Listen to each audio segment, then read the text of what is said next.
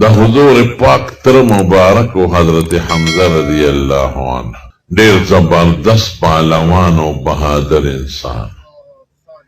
په بدر کې د دنیا کافران مردار کړي او په احد کې د دنیا کافران د تورې لاندې شو مردار شو.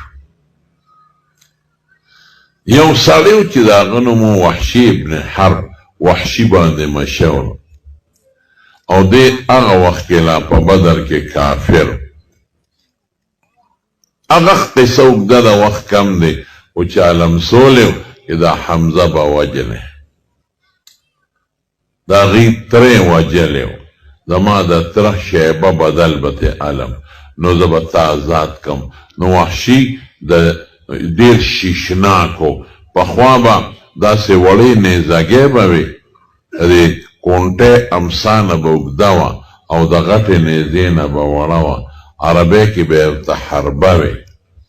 نو بعضې خلکو به په هغې ویشتل کول او شیشناک و چې داسې به یې خطا کړه نو ازی به یې پې ویشته.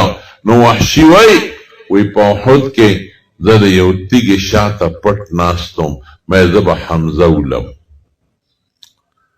حمزه لګیا دی، د حضور پاک سکتر دی او پیغمبر مبارک ډېره زیاته مینه ده ورسره. وی کافرو سره جنګ کوي خو ډېر زبردست جنګ کوي، یریدم هم تی. وی د یو تیږې شاته پټ ناست یم، حمزه مې مخکې تیر شو، وی اقه نیزګۍ مې ورشغال کړه. وی چې ورو مې ویشته، وی خاص په دې نوم د پاسه ولګېد او نیزه تې شاته ووته،